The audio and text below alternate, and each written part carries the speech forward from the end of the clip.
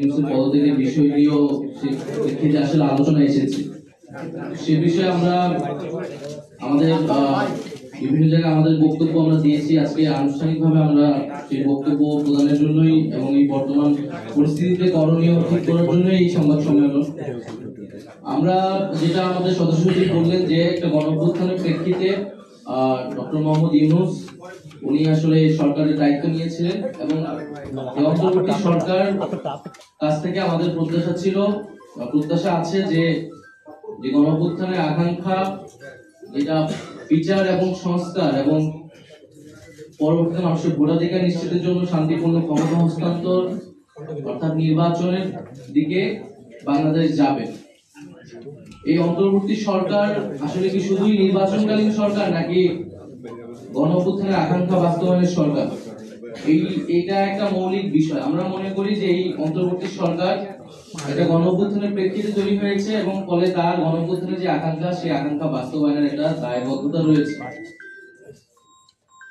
শুধু নির্বাচন আয়োজন নয়, বরং জুলাই গণহত্যা সহ বিগত আমলের অপরাধ সমূহ এবং তার বিচার এবং রাষ্ট্রের মৌলিক সংস্কার মধ্য দিয়ে সরকারকে নির্বাচনের দিকে আসলে যেতে হবে। আমাদের প্রত্যাশা বা আমাদের আহ্বান থাকবে যে ডক্টর মোহাম্মদ ইউনূস তিনি দায়িত্বের থেকেই রাজনৈতিকভাবে সকল পক্ষের সাথে আলোচনা করে একটা সমাধানের দিকে যাবেন।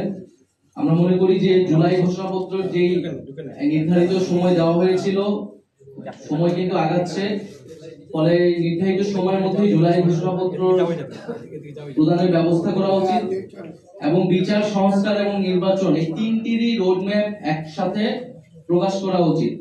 তাহলে জনমনে এবং সকল রাজনৈতিক দলগুলোর মধ্যে এক ধরনের স্বস্তি তৈরি হবে, আস্থার জায়গা তৈরি হবে। ফলে আমাদের অন্তর্বর্তী সরকারের প্রতি আহ্বান জুলাই ঘোষণাপত্র এবং বিচার সংস্কার এবং নির্বাচনের রোডম্যাপ একত্রে ঘোষণা করা এবং সব পক্ষের সাথে আলোচনা করে একটা সুষ্ঠু সমাধানের দিকে যাওয়া। পাশাপাশি রাজনৈতিক দলগুলো এবং আমাদের জনগণের প্রত্যেকেরই আসলে দায়িত্বশীল আচরণ করতে হবে।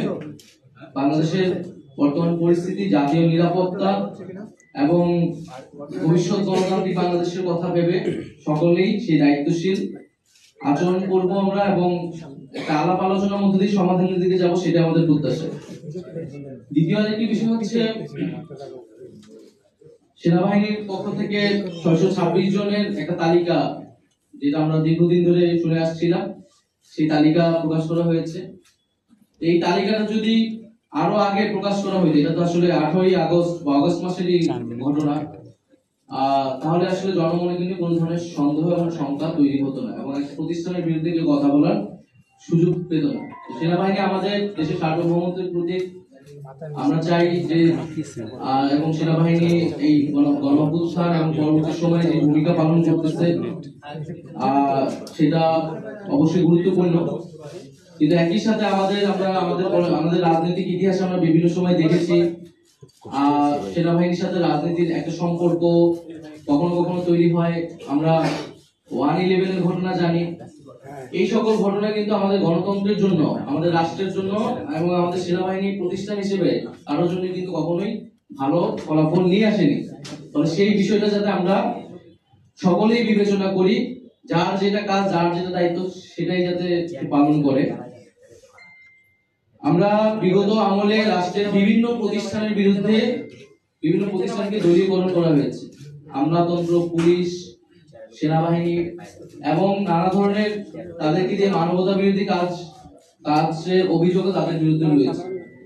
ফলে প্রত্যেকটা প্রতিষ্ঠানই এই সময়টা এসে একটা বিচারের মধ্য দিয়ে যারা অভিযুক্ত তাদেরকে শায়েস্তা করবে এবং প্রতিষ্ঠানগুলোকে রাষ্ট্রীয় জনগণের প্রতিষ্ঠান হিসেবে পুনঃপ্রতিষ্ঠা করবে, এটাই আমাদের প্রত্যাশা। গুমের অভিযোগ যাদের বিরুদ্ধে রয়েছে, যে সকল সেনা অফিসারের বিরুদ্ধে রয়েছে, তাদের মধ্যে অনেকে গ্রেফতার হয়নি বা তাদের অবস্থা এখন কি সে বিষয়ে আমরা কিন্তু জানি না। ফলে এই সব বিষয়গুলো সুস্পষ্ট করলে সেনাবাহিনী প্রতিষ্ঠান হিসেবে আরো বেশি জনগণের আস্থার জায়গাটা পাবে এবং আমরা সেই আস্থার জায়গাটাকে সেনাবাহিনীকে দেখতে চাই। এছাড়া যেই আওয়ামী আমলে নির্বাচনগুলো আদালতে গিয়ে এক ধরনের বৈধতা নেওয়ার চেষ্টা করা হচ্ছে, নির্বাচনগুলোকে বৈধতা দেওয়ার চেষ্টা করা হচ্ছে। আমরা মনে করি যে এটা একটা বিশৃঙ্খলা তৈরি করবে। আওয়ামী আমলের সকল নির্বাচনকে কিন্তু আমরা ফ্যাসিবাদ বিরোধী সকল রাজনৈতিক দলই অবৈধ হিসেবেই ঘোষণা করেছি, অবৈধ হিসেবে আখ্যা দিই। ফলে সেই নির্বাচন নিয়ে বিশৃঙ্খলা তৈরি করার চেষ্টা না করে আমাদের স্থানীয় সরকার নির্বাচনের দিকে যাওয়া উচিত। স্থানীয় সরকার নির্বাচনের ফলে মাধ্যমে নাগরিক যে দুর্ভোগ সেটি আসলে দূর হবে। আমরা নির্বাচন কমিশন নিয়ে বলেছি, নির্বাচন কমিশন আমাদের কর্মসূচি ছিল নির্বাচন কমিশন যে নিরপেক্ষতা, যে আস্থা, সেই আস্থাটা হারিয়েছে বলে আমরা মনে করছি। নির্বাচন কমিশন যদি সেই আস্থার জায়গা ধরে রাখতে না পারে তাহলে এই নির্বাচন কমিশনের পক্ষে একটা সুষ্ঠু নির্বাচন দেওয়া সম্ভব নয়। ফলে নির্বাচন কমিশনকে সেই আস্থার জায়গায় আসার চেষ্টা করতে হবে অথবা তাকে দায়িত্ব ছেড়ে দিতে হবে বলে আমরা মনে করি। সর্বশেষ যে দুই ছাত্র উপদেষ্টা অন্তর্বর্তী সরকারে রয়েছে তাদের সাথে জাতীয় নাগরিক পার্টির কোনো সম্পর্ক নেই। তারা গণ অভ্যুত্থানের প্রেক্ষিতে গণ অভ্যুত্থানের প্রতিনিধি হিসেবেই সেই সময় সরকারে গিয়েছিলেন, আমিও তাদের মধ্যে সেই সময় একজন ছিলাম। তারা যদি রাজনীতি করতে চায়, নির্বাচন করতে চায়, তাহলে তারা সরকারের থেকে সেটা পারবে না, তখন তারা সরকার থেকে বের হয়ে তাদের মতো সিদ্ধান্ত নেবে। কিন্তু তাদেরকে জাতীয় নাগরিক পার্টির সাথে সংযুক্ত করে এক ধরনের অপপ্রচার এবং তাদেরকে হেয় করার চেষ্টা করা হচ্ছে। আমরা বলবো যে এটি খুবই উদ্দেশ্যমূলক। গণঅভ্যুত্থানের প্রতিনিধি আকারে তারা গিয়েছে, আমাদের শহীদ পরিবার এবং আহতদের পুনর্বাসন, বিচার, সংস্কার, এই গণঅভ্যুত্থানের আকাঙ্ক্ষাগুলো তদারকি করার জন্যই তারা গিয়েছিল। ফলে তাদের সিদ্ধান্ত, তারা সরকারের থেকে কখন বের হবে, আদৌ হবে কিনা। কিন্তু আমরা আমাদের প্রত্যাশা যে গণঅভ্যুত্থানের আকাঙ্ক্ষার ভিত্তিতে সরকার গণঅভ্যুত্থানের বৈধতা, সেই আকাঙ্ক্ষাগুলো বাস্তবায়নে ছাত্র উপদেষ্টা সহ সকল উপদেষ্টা একত্রে কাজ করবে। ফলে দুইজন ছাত্র উপদেষ্টাকে জাতীয় নাগরিক পার্টির সাথে সংযুক্ত করে যে অপপ্রচার, আমরা তার নিন্দা এবং প্রতিবাদ জানাচ্ছি।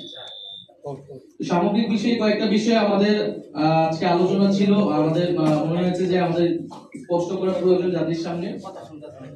আপনাদের যদি প্রশ্ন উত্তর থাকে আমরা সেই প্রশ্নের প্রেক্ষিতে বাকি আলোচনা করব।